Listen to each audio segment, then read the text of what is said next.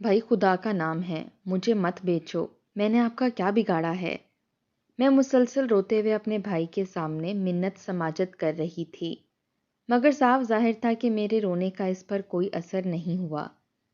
مائرہ، اب میں تمہاری آواز نہ سنوں، یہ بلا وجہ کا تماشا بند کرو، ٹھیک ہے؟ نہیں بیچتا تمہیں تو پھر مجھے جو پیسے چاہیے وہ تم دے دو۔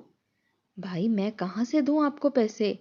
آپ کے سامنے ابھی ابھی میں بی اے کر کے فارغ ہوئی ہوں، میری تو کوئی نوکری بھی نہیں۔ تو ٹھیک ہے نا، شادی تو کرنی ہے میں نے تمہاری، بس تمہیں بیچ دوں گا اور اپنا قرضہ اتار لوں گا، سمجھ رہی ہو میری بات؟ اور خبردار تم نے یہ بات کسی کو بھی بتانے کی کوشش کی۔ بھائی غصے سے کہتے ہوئے وہاں سے چلے گئے۔ میرا سر درد سے پھٹا جا رہا تھا، کچھ بھی سمجھ نہیں آ رہا تھا کہ کیا کروں۔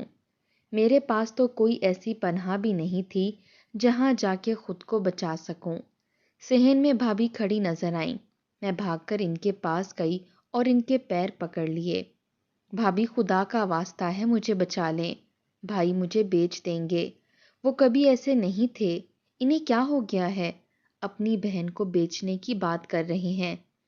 میں بولتی جا رہی تھی جبکہ بھابھی سکون سے میری بات سننے کے بعد بولیں، مائرہ بچی، یہ تم دونوں کا معاملہ ہے، تم جانو اور تمہارا بھائی جانے، میری کیا اوقات، اور بہتر یہی ہے کہ ان معاملات میں مجھے شامل نہ کرو۔ بے رحمی سے کہہ کر وہ جانے لگیں تو میں نے ان کی کلائی تھام لی۔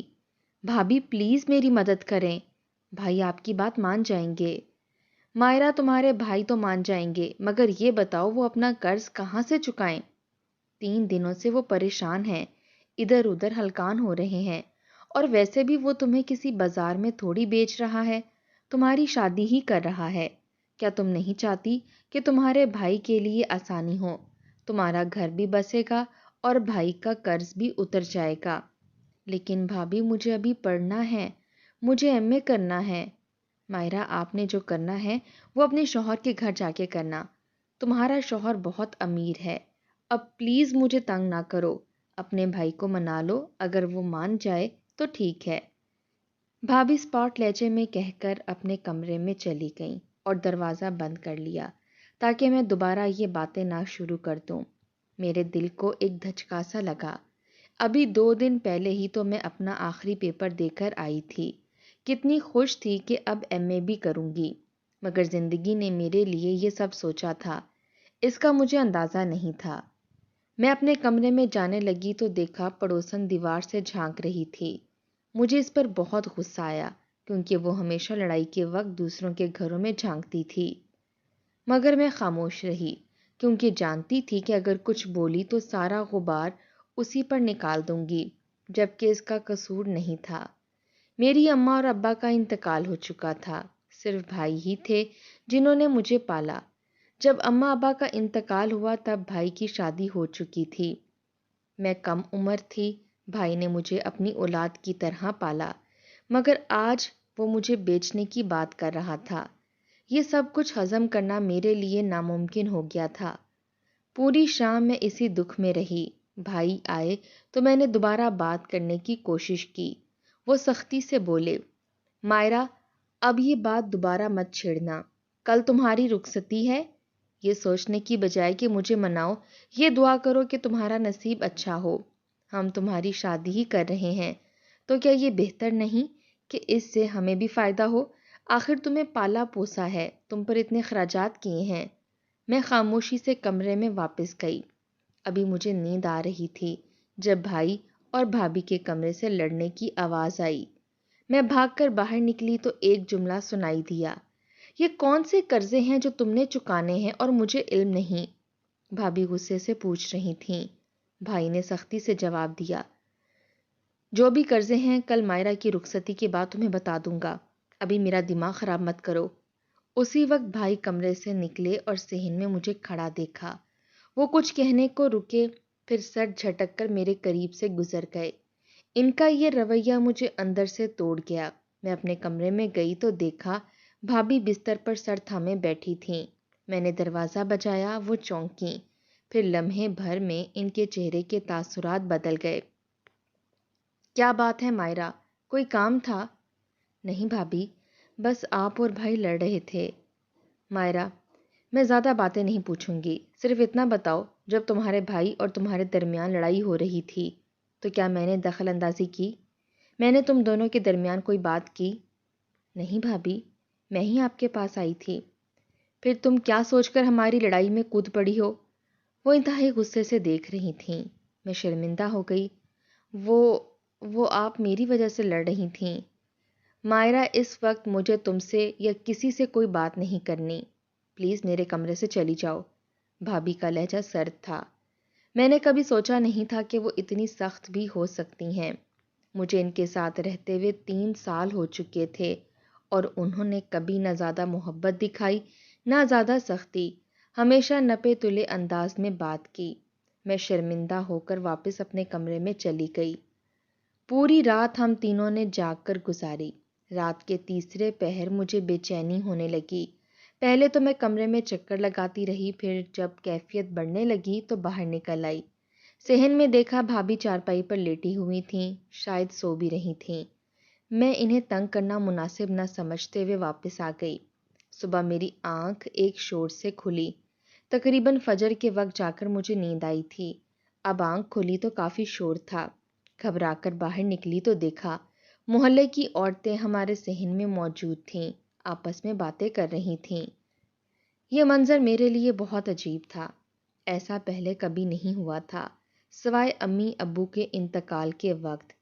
مجھے دیکھ کر وہ سب خاموش ہو گئیں اور ایک دوسرے کو آنکھوں سے اشارے کرنے لگیں۔ میں دیکھ تو سکتی تھی مگر سمجھ نہیں پا رہی تھی کہ کیا ہو رہا ہے۔ میں تھوڑا آگے بڑھی تو سب نے راستہ چھوڑ دیا اور وہ راستہ بھائی کے کمرے کی طرف جا رہا تھا۔ اچانک میرے دل کو کچھ عجیب سا محسوس ہوا۔ میں نے تیز قدم اٹھائے اور جیسے ہی کمرے میں گئی تو سامنے قیامت کا منظر تھا۔ میرے بھائی آڑے ترچھے بستر پر پڑے تھے اور ان کے جسم سے خون نکل کر بستر کے ساتھ چپک چکا تھا، جبکہ بھابھی بستر کے کنارے بیٹھی مسلسل رو رہی تھیں۔ بھائی! میں چیختی ہوئی ان کے قریب جانے لگی تو ایک عورت نے مجھے روک لیا۔ جیسے ہی بھابھی کی نظر مجھ پر پڑی، وہ اپنا سینہ پیٹتے ہوئے چیخیں مارنے لگیں۔ اسی نے مارا ہے، آ گئی ہے قاتل میرے شوہر کی، یہی ہے جس نے میرے سہاگ کو مارا، کوئی پولیس کو بلاؤ، اس نے جان لی ہے میرے شوہر کی۔ وہ مسلسل یہی جملہ دہرا رہی تھیں۔ میں ہکا بکا ارد گرد کھڑی عورتوں کو دیکھ رہی تھی اور نفی میں سر ہلا رہی تھی۔ میں نے اپنے بھائی کو نہیں مارا، مگر وہاں میری سننے والا کوئی نہیں تھا۔ بھابھی، آپ کو غلط فہمی ہوئی ہے، میں کیسے اپنے بھائی کی جان لے سکتی ہوں؟ تم لے سکتی ہو، وہ چیخ کر بولیں۔ کل رات تمہارے بھائی نے تمہاری شادی کی بات کی، جس پر تم بہت غصے میں آ گئی تھی۔ پوچھ لو، پورے محلے نے وہ لڑائی سنی تھی۔ بھابھی، آپ بھی جانتی ہیں کہ میں کیوں لڑی تھی۔ بھائی میری شادی کے بدلے پیسے لینا چاہتے تھے۔ یہ کوئی عام بات نہیں تھی کہ میں چپ رہتی۔ میرا پورا حق ہے کہ میں سوال کروں۔ میرا دل بہت گھبرا رہا تھا کیونکہ بھابھی جس انداز میں بیان کر رہی تھیں وہ مجھے ہی مجرم بنا رہی تھیں، حالانکہ میری کوئی غلطی نہیں تھی۔ تم سوال کرتی نا، مگر تم نے میرا سہارا گوا دیا، خدا تمہیں غارت کرے۔ وہ جھولیاں اٹھا اٹھا کر مجھے بد دعائیں دینے لگیں۔ میں کبھی بھائی کو دیکھتی، کبھی بھابھی کو۔ مجھے سمجھ نہیں آ رہا تھا کہ میں کون سا غم مناؤں، اپنے بھائی کی موت کا یا خود پر لگے اس جھوٹے الزام کا۔ میں تو دونوں صورتوں میں برباد ہو چکی تھی۔ کچھ نہ سمجھ آیا تو میں بھابھی کے عین پاس بیٹھ گئی اور روتے ہوئے کہا، بھابھی، آپ بھی مجھ پر الزام لگا رہی ہیں؟ ابھی میرا جملہ مکمل بھی نہ ہوا تھا کہ بھابھی نے ایک زوردار تھپڑ میرے منہ پر مارا اور چیخ کر بولیں، پولیس کو بلاؤ، میں اس عورت کو نہیں بخشوں گی جس نے میرا گھر اجاڑ دیا۔ میں حیرت سے انہیں دیکھ رہی تھی جب باہر پولیس کی گاڑی کا سائرن سنائی دیا۔ کسی نے ان کے کہنے سے پہلے ہی پولیس کو فون کر دیا تھا۔ سائرن سنتے ہی میرے ہاتھ پاؤں کانپنے لگے۔ مجھے کچھ بھی سمجھ نہیں آ رہا تھا کہ کہاں جاؤں، کیا کروں۔ چھپنے کی بھی کوئی جگہ نہیں تھی اور میں جانتی تھی کہ سبھی مجھ پر الزام لگائیں گے اور اس الزام کو سچا ثابت کرنے کے لیے ہر کوشش کریں گے۔ چند لمحوں میں ہی پولیس گھر کے اندر داخل ہو چکی تھی۔ انہوں نے سب لوگوں کو پیچھے ہٹایا اور موقع واردات پر پٹیاں لگانا شروع کر دیں۔ بھابھی پولیس کو دیکھ کر پہلے سے زیادہ چیخ چیخ کر رونے لگیں، جس کی بنیاد پر فوراً مجھے حراست میں لے لیا گیا۔ میں چیخ چیخ کر اپنی بے گناہی بیان کرتی رہی۔ لیڈی کانسٹیبل سختی سے بولی، دیکھو بی بی، جو بھی بات تم یہاں کرو گی وہ تمہارے خلاف عدالت میں استعمال ہو سکتی ہے، بہتر ہے خاموش رہو اور کوئی وکیل ڈھونڈو۔ مگر میں نے اپنے بھائی کو نہیں مارا، میں نے بے بسی سے کہا، مگر ان پر کوئی اثر نہیں ہوا۔ انہوں نے مجھے ہتھکڑی لگا دی اور بھائی کی لاش کی تصویریں بنانے لگے۔ بھابھی تو مار سکتی ہیں بھائی کو، ان پر بھی شک کیا جانا چاہیے۔ جب مجھے اپنی صفائی کا کوئی راستہ نہ دکھائی دیا تو میں نے مجبوراً بھابھی کا نام بھی لیا۔ بی بی، ہم نے تمہارے حکم پر کوئی کارروائی نہیں کرنی، سمجھ آئی؟ خاموش رہو، جسے حراست میں لینا ہوگا ہم خود لے لیں گے، تمہاری ضرورت نہیں ہے ہمیں۔ مجبوراً میں خاموش ہو گئی اور تھوڑی دیر بعد پولیس گاڑی میں بٹھا کر مجھے تھانے لے جایا گیا۔ تھانے میں بھی یہی کہتی رہی، میں نے بھائی کو نہیں مارا، میں قسم کھا کر کہتی ہوں، مگر کسی نے میری بات پر یقین نہیں کیا۔ انہوں نے مجھے ایک سیل میں بند کر دیا جہاں پہلے سے 3 خواتین موجود تھیں۔ جیسے ہی میں اندر گئی وہ لپک کر میرے قریب آئیں اور ایک نے پوچھا، کیا گناہ کر کے آئی ہو؟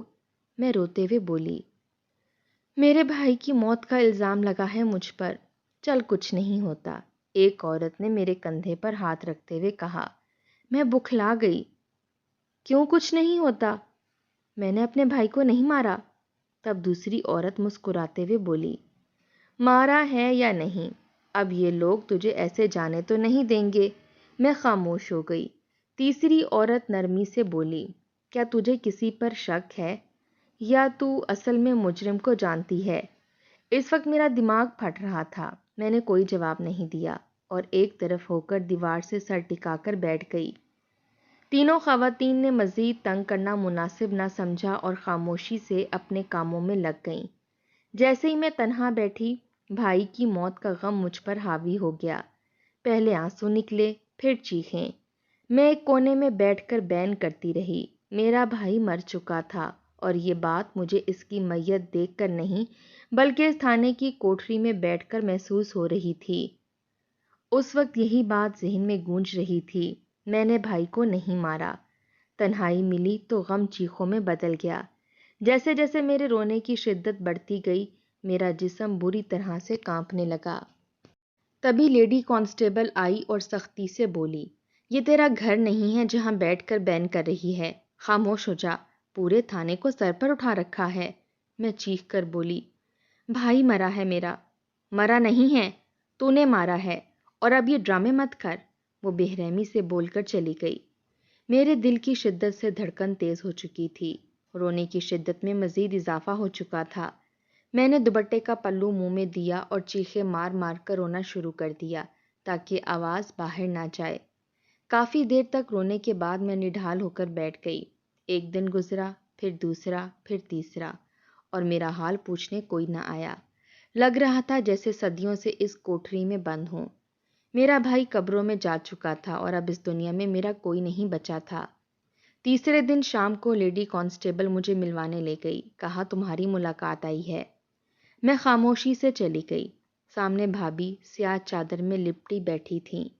انہیں دیکھ کر میں جلدی سے بولی، بھابھی، کیا آپ کو یقین آ گیا کہ میں نے بھائی کو نہیں مارا؟ میں قسم کھا کر کہتی ہوں میں نے ایسا کچھ نہیں کیا۔ مائرہ، میں کیسے یقین کر لوں؟ تمہیں سے تمہارے بھائی کی لڑائی ہوئی تھی اور اگلے دن وہ تمہاری رخصتی کرنے والے تھے، لیکن اسی دن وہ جان سے چلے گئے۔ میں ان کی باتیں سن کر چپ ہو گئی کیونکہ جانتی تھی جتنا بھی سمجھانے کی کوشش کروں وہ نہیں مانیں گے۔ میں کوشش کر کے یہ کیس تم سے ہٹوا سکتی ہوں، مگر تمہیں وہی کرنا ہوگا جو میں کہوں گی۔ وہ کیا ہوگا؟ میں نے بے دلی سے پوچھا، کیونکہ اب کسی سے کوئی امید باقی نہ رہی تھی۔ مائرہ، میں تمہاری شادی کرواؤں گی اپنے بھائی سے۔ اگر تم اس کی بیوی بننے کے لیے تیار ہو تو میں اپنے شوہر کا خون تمہیں معاف کر دوں گی۔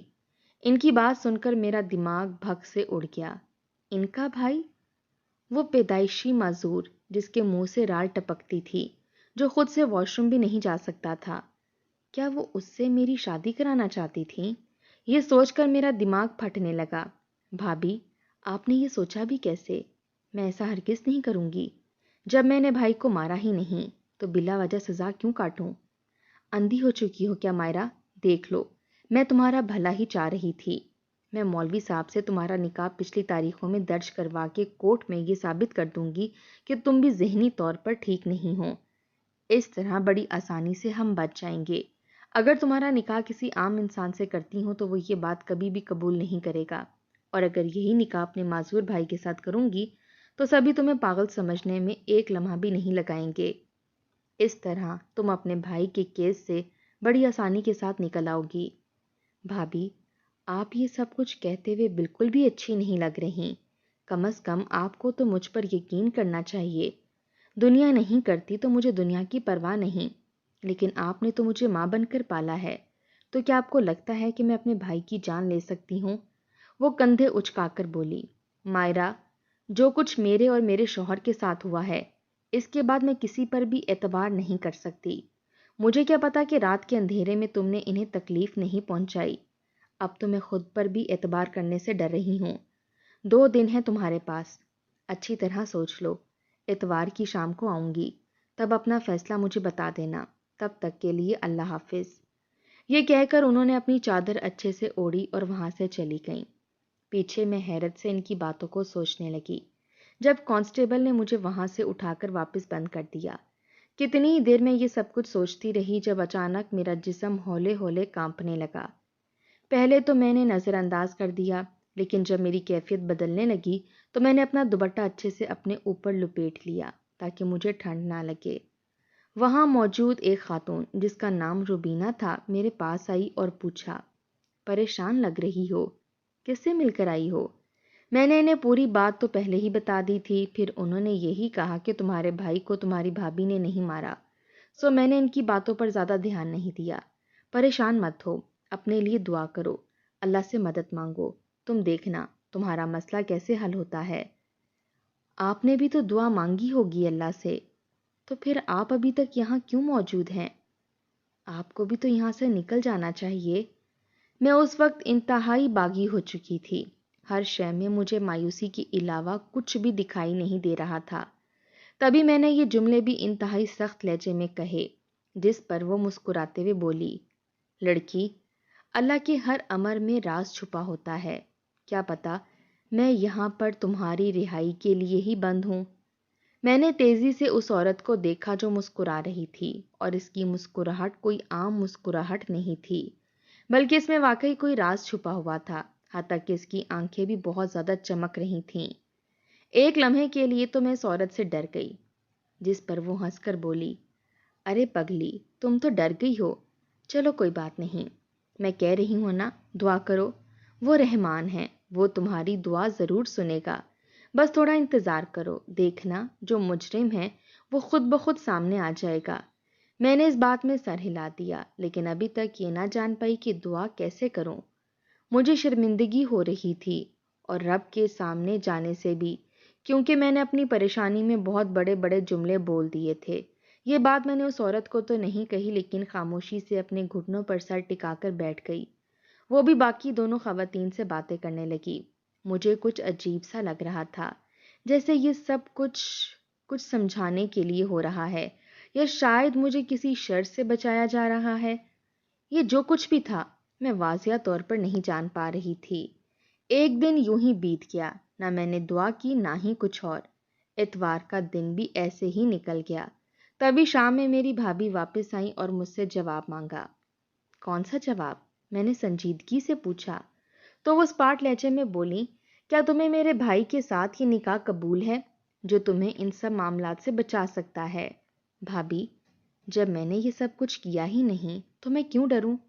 بے شک میں گنہگار نہیں ہوں، لیکن مجھے اپنے رب سے پوری امید ہے، وہ میرے ساتھ ناانصافی نہیں ہونے دے گا، اور آپ کے بھائی سے نکاح کر کے میں اس بات پر مہر تو ہرگز نہیں لگاؤں گی کہ اپنے بھائی کے قتل کے الزام سے بچنے کے لیے میں نے یہ سب کیا۔ مائرہ، ایک مرتبہ پھر سوچ لو، میں جو کر رہی ہوں تمہارے لیے ہی کر رہی ہوں، اس کے علاوہ تمہارے پاس کوئی آپشن نہیں ہے۔ میں نے وکیل سے بھی بات کر لی ہے، سوچ لو۔ میں ڈروں تو تب جب میرا کوئی گناہ ہو، اگر گناہ کے بغیر بھی مجھے پھانسی پر چڑھنا ہے تو پھر یہی میری قسمت ہے اور مجھے یہ منظور ہے۔ دوبارہ آپ یہاں پر مت آئیے گا۔ پتہ نہیں کیوں وہاں کھڑے کھڑے مجھے بھابھی سے شدید نفرت ہونے لگی، جیسے سب کے پیچھے بھابھی کا ہی ہاتھ ہو، لیکن یہ سب کسی کو بھی دکھائی نہیں دے رہا تھا۔ تمہارا انجام بہت برا ہوگا مائرا، یاد رکھنا میری بات۔ کرسی سے کھڑے ہوتے ہوئے وہ سخت لہجے میں بولیں۔ ان کا چہرہ لال بھبوکا ہو رہا تھا۔ وہ وہاں سے چلی گئیں تو بجائے پریشان ہونے کے مجھے اپنے اندر ایک اطمینان سا محسوس ہونے لگا، جیسے میں نے بالکل ٹھیک فیصلہ لیا ہو۔ میں پرسکون ہو کر واپس آ گئی۔ تبھی میں نے محسوس کیا کہ روبینہ میری طرف دیکھ کر دھیمے انداز میں مسکرا رہی ہے۔ تمہیں کیا ہوا؟ میری بات پر وہ نفی میں سر ہلا کر بولی۔ کچھ نہیں، اور تمہیں بھی کچھ نہیں ہوگا، پریشان مت ہو، تمہارا رب ہے نا تمہارے ساتھ۔ اس کے الفاظ سن کر مجھے اپنے اندر بجلی سی طاقت تھرکتی ہوئی محسوس ہوئی، جیسے واقعی مجھے کچھ نہیں ہو سکتا۔ وہ رات میں نے بہت پرسکون انداز میں سو کے گزاری۔ فجر کے وقت اچانک خواب سے میری آنکھ کھلی۔ میرا بھائی میرے خواب میں آیا تھا اور بہت پریشان تھا۔ ہمارے گھر میں ایک درخت موجود تھا، اسی درخت کے ساتھ ٹیک لگا کے روتے ہوئے کہہ رہا تھا، کسی پر یقین مت کرنا، کسی پر بھی مطلب کسی پر بھی نہیں، اور جو کچھ وہ عورت کہہ رہی ہے وہ ٹھیک کہہ رہی ہے، اس کی بات مانو تم۔ اس کے بعد اچانک ہی میری آنکھ کھل گئی۔ میں نے بکھلا کر ارد گرد دیکھا مگر پوری کوٹری میں ذرا سا بھی شور نہیں تھا۔ تبھی میری نظر روبینہ پر پڑی جو کونے میں جائے نماز بچھائے عبادت میں مصروف تھی۔ اسے دیکھ کر ایک لمحے کے لیے تو میں کافی ڈر گئی۔ ایک تو اتنا عجیب خواب، پھر اپنے سامنے سے یوں دیکھنا۔ وہ اپنی عبادت میں پوری طرح سے مگن تھی۔ میں دیوار کے ساتھ ٹیک لگا کر اپنے خواب کے متعلق سوچنے لگی کہ میرا بھائی مجھے کیا بتانے کی کوشش کر رہا تھا۔ وہ کس عورت کی بات کر رہا تھا؟ بھابھی کی؟ نہیں، مجھے نہیں لگتا کہ وہ بھابھی کی بات کر رہا تھا۔ تبھی میری نظر دوبارہ روبینہ پر پڑی جب وہ سلام پھیر رہی تھی۔ سلام پھیرنے کے بعد اس نے مسکرا کر مجھے دیکھا تو میرے دماغ میں عجیب سا جھماکا ہوا۔ ہاں، میرا بھائی روبینہ کے متعلق ہی بات کر رہا تھا۔ مجھے اس پر یقین کرنا چاہیے۔ جو یہ عورت کہے مجھے وہی کرنا چاہیے۔ یہ بات سوچتے ہی میرے جسم کے رونگٹے کھڑے ہو گئے۔ میں کافی گھبرا گئی۔ تبھی روبینہ نرمی سے میرے قریب آئی اور مجھے پانی پلا کر پرسکون کرنے کی کوشش کرنے لگی۔ مجھے میرا بھائی خواب میں دکھائی دیا تھا۔ میں نے کہا۔ اس نے بغیر کوئی رد عمل دیے خاموشی سے میری بات سننا جاری رکھا۔ وہ کہہ رہا تھا کسی پر بھی اعتبار نہ کرنا۔ اتنا بول کر میں خاموش ہو گئی تو وہ نرمی سے بولی، بالکل ٹھیک کہہ رہا ہے، کیونکہ جیسے تم بتا رہی ہو کہ تمہیں ان سارے حالات میں جان بوجھ کر پھنسایا گیا ہے، اس کا نتیجہ تو یہی بنتا ہے کہ تمہیں کسی پر اعتبار نہیں کرنا چاہیے۔ روبینہ نے بڑی شفاف مسکراہٹ کے ساتھ کہا، اور یہ بھی کہہ رہا تھا کہ اس عورت کی بات پر یقین کرو۔ وہ اب بھی کافی پرسکون لگ رہی تھی۔ مجھے لگتا ہے وہ آپ کی بات کر رہا تھا، میں نے کہا۔ جب اس نے کوئی رد عمل نہ دیا تو میں نے اسے گہری نگاہوں سے دیکھتے ہوئے اگلا جملہ بھی کہہ ڈالا۔ اب کی مرتبہ وہ ذرا سا چونکی تھی۔ صرف اپنے دل کی سنو۔ اگر تمہارا دل مجھ پر یقین کرنا چاہتا ہے تو کرنے دو، اگر نہیں کرنا چاہتا تو زبردستی مت کرو۔ چلو اٹھو، شاباش۔ جب سے تم آئی ہو تم نے ایک مرتبہ بھی نماز نہیں پڑھی۔ اس کے کہنے پر میں نے فجر کی نماز ادا کی اور پھر اپنی قید کے بعد پہلی مرتبہ رو رو کر رب سے دعا مانگی۔ وہ اب قرآن پاک پڑھنے میں مصروف ہو چکی تھی اور میں کتنی ہی دیر جائے نماز پر بیٹھی دعا مانگتی رہی۔ دعا مانگنے کے بعد میں بہت حد تک پرسکون ہو گئی۔ آج میری عدالت میں پہلی پیشی تھی۔ مجھے ڈر بھی لگ رہا تھا، لیکن اندر ہی اندر کہیں میں بہت زیادہ مطمئن بھی تھی۔ میں کافی دیر یوں ہی دیوار کے ساتھ ٹیک لگا کر بیٹھی رہی۔ تبھی کانسٹیبل اندر آئی اور مجھے اپنے ساتھ چلنے کا کہا۔ میں نے روبینہ کی طرف دیکھا تو اس نے مسکرا کر کہا، پریشان مت ہو، خود پر یقین رکھو، جو تمہارا دل کہے صرف وہی کرنا۔ یہ بات سن کر میں بہت ہلکی پھلکی ہو گئی۔ باہر آئی تو وین میں بٹھا کر مجھے عدالت لے جایا گیا، جہاں پہلے سے ہی میری بھابھی موجود تھیں۔ وہاں جا کر مجھے علم ہوا کہ میرے خلاف میری بھابھی ہی مقدمہ لڑ رہی ہیں۔ یہ خبر میرے لیے کسی دھچکے سے کم نہ تھی۔ یہ جاننا کہ میرے اپنے ہی مجھے کٹہرے میں کھڑا کر چکے ہیں۔ اسی دن کورٹ میں پولیس نے میرا ریمانڈ مانگا، جس کی مجھے بالکل بھی امید نہیں تھی۔ یہ بات سن کر میرا پورا جسم بری طرح سے کانپنے لگا۔ میں مسلسل رب سے یہی دعا کر رہی تھی کہ ایسا کچھ بھی نہ ہو، لیکن مخالف سمت سے پوری کوشش کی جا رہی تھی کہ کسی طرح میرا ریمانڈ حاصل کر لیا جائے۔ میں نے بے اختیار آنکھوں میں آنسو لیے چھت کی جانب دیکھ کر اللہ کو پکارا، اے رحمان، تو ہی ہے جو مجھے اس سارے مسئلے سے نکال سکتا ہے، کیونکہ صرف تو ہی وہ واحد گواہ ہے جو جانتا ہے کہ میں نے یہ سب نہیں کیا۔ یہ جملہ کہہ کر میں ایک دم پرسکون ہو گئی۔ اس کے بعد میرا ریمانڈ لیا جاتا یا نہ لیا جاتا، مجھے اس بات سے کوئی فرق نہیں پڑتا تھا۔ اب جج میرا ریمانڈ لینے کا فیصلہ کرنے ہی والا تھا جب کورٹ میں ایک آدمی آیا۔ اس آدمی کو دیکھ کر سب چونک گئے کیونکہ اسے کوئی نہیں جانتا تھا۔ وہ اندر آیا، مجھے دیکھ کر آواز دی، میں ان کا وکیل ہوں، جو بات کرنی ہے مجھ سے کی جائے۔ یہ سن کر میں حیران رہ گئی۔ جج کو اپنا تعارف کروانے کے بعد وہی بات دہرائی کہ وہ میرا وکیل ہے۔ اس کے بعد پورے کمرے عدالت میں ایک عجیب سی ہلچل مچ گئی۔ پھر وہ بولنا شروع ہوا تو بولتا ہی چلا گیا، جانے اس نے کون کون سی دلیلیں دیں کہ جج نے میرا ریمانڈ مسترد کر دیا۔ میرا دماغ بالکل کام نہیں کر رہا تھا، بس میں حیرت سے اس اجنبی شخص کو دیکھ رہی تھی جو درمیانی عمر کا تھا، شاید میرے بھائی کی عمر کا۔ اس کے بعد پولیس مجھے واپس لے جانے لگی تو اس نے اشارہ کر کے انہیں روک دیا اور میرے پاس آ کر نرمی سے بولا، مائرہ، پریشان مت ہونا، میں تم سے جیل میں ملنے آؤں گا اور تمہارے ساتھ بیتے پورے واقعے کی تفصیل لوں گا۔ بس کچھ دن مشکل کے ہیں، جس کے بعد آسانی ہوگی انشاءاللہ۔ مگر آپ کون ہیں؟ میرے منہ سے صرف اتنا ہی نکلا۔ وہ مسکراتے ہوئے بولا، ابھی ان باتوں کا وقت نہیں، جب اصل وقت آئے گا تب میں اپنا تعارف بھی کرا دوں گا۔ ابھی تم پرسکون رہو، یہ تمہارا کچھ نہیں بگاڑ سکتے۔ اس کے بعد پولیس نے مجھے مزید وہاں رکنے کی اجازت نہ دی۔ میں واپس تھانے آ گئی تو روبینہ مجھے دیکھ کر مسکراتے ہوئے بولی، تو بتاؤ پھر بچ گئی؟ ہوا تمہارا ریمانڈ؟ میں جو اسے آج والا واقعہ بتانے کے لیے بےتاب تھی، اس کی بات سن کر مجھے ایک نیا جھٹکا لگا۔ تجھے کیسے پتا چلا؟ کیا تم نے بھیجا تھا اس آدمی کو؟ وہ کندھے اچکا کر بولی، ضروری نہیں کہ میں ہی تمہارے لیے آسانیاں پیدا کروں، ہو سکتا ہے یہ تمہاری کوئی دعا قبول ہوئی ہو اور عین وقت پر وہ شخص وہاں پہنچ گیا ہو، لیکن یہ کیسے ہو سکتا ہے؟ میں اس آدمی کو جانتی بھی نہیں، حتیٰ کہ میرے پاس اتنے پیسے بھی نہیں کہ ایک وکیل ہائر کر سکوں۔ پھر وہ کون تھا؟ روبینہ کے چہرے کی طرف میں نے بے چینی سے دیکھا۔ مائرہ، میں نے تمہیں سمجھایا تھا نا کہ پریشان مت ہونا، جو ہو رہا ہے سکون سے دیکھنا۔ اب اپنے سوالات ٹال کر حالات کو اپنے مخالف مت کرو۔ جو ہو رہا ہے، جیسا ہو رہا ہے، تمہارے رب کی مرضی سے ہو رہا ہے۔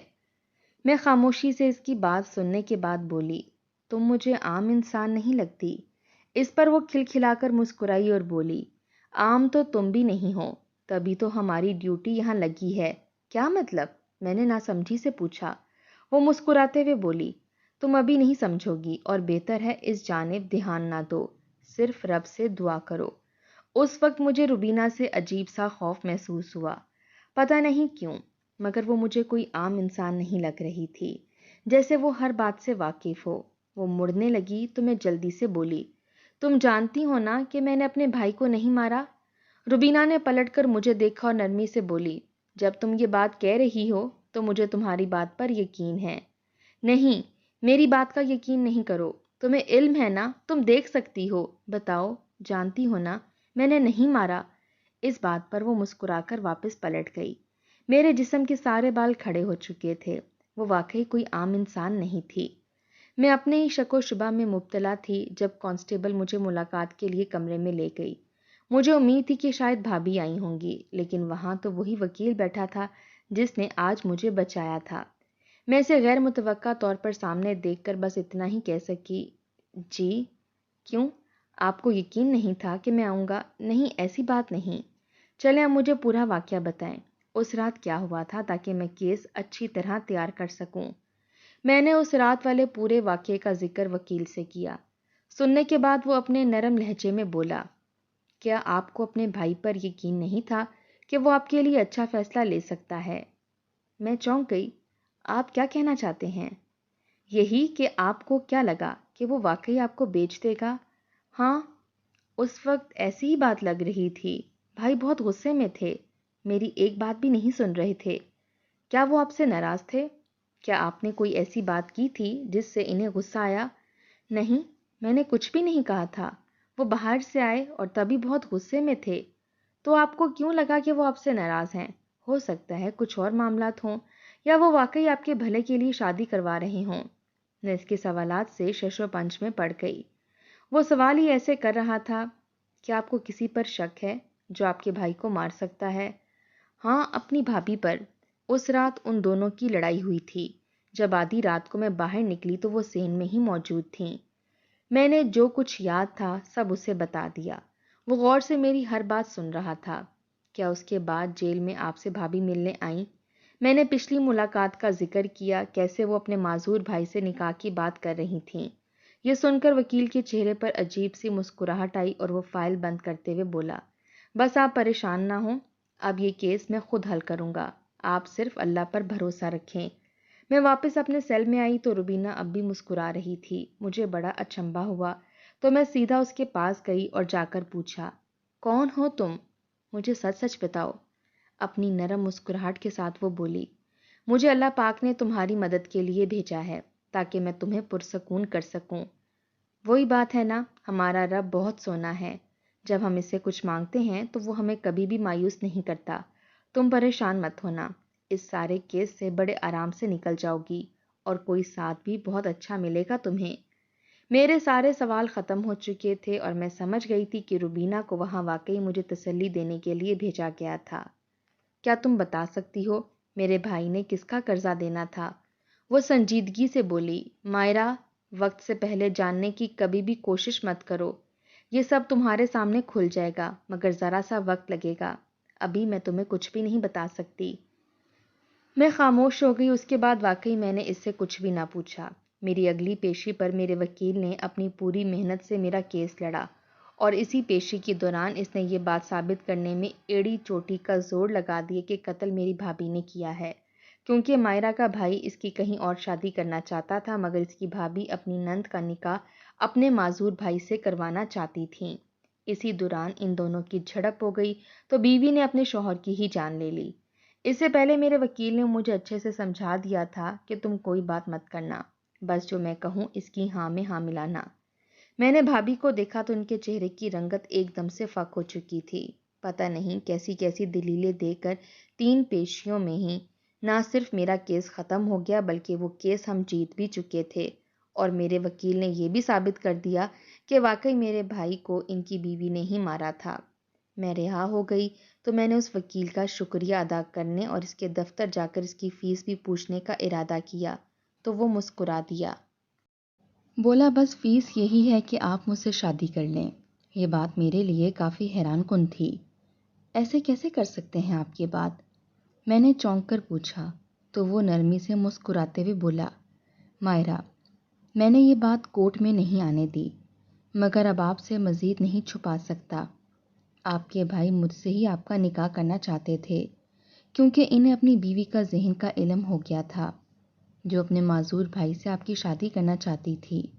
سو وہ بہت غصے میں میرے پاس آیا تو میں نے حامی بھر لی۔ بہت اچھا دوست تھا وہ میرا۔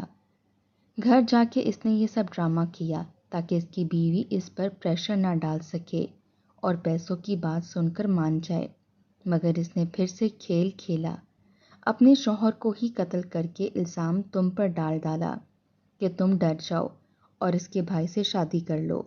خیر، یہ سارے حالات تمہارے سامنے ہیں۔ اب بتاؤ، کیا تم مجھ سے شادی کرو گی؟ مجھے ایک لمحہ بھی نہ لگا سوچنے کے لیے، کیونکہ میں جان گئی تھی کہ حالات نے ہم دونوں کا ملنا ایسا ہی لکھا تھا، اور روبینہ بھی مجھے اس شخص کے متعلق کچھ مثبت باتیں اور ڈھکے چھپے اشارے دے چکی تھی۔ اوپر سے میرا بھائی بھی اس شخص سے میری شادی کروانے کی خواہش لیے دنیا سے چلا گیا، تو میں ان سے کیوں انکار کرتی بھلا؟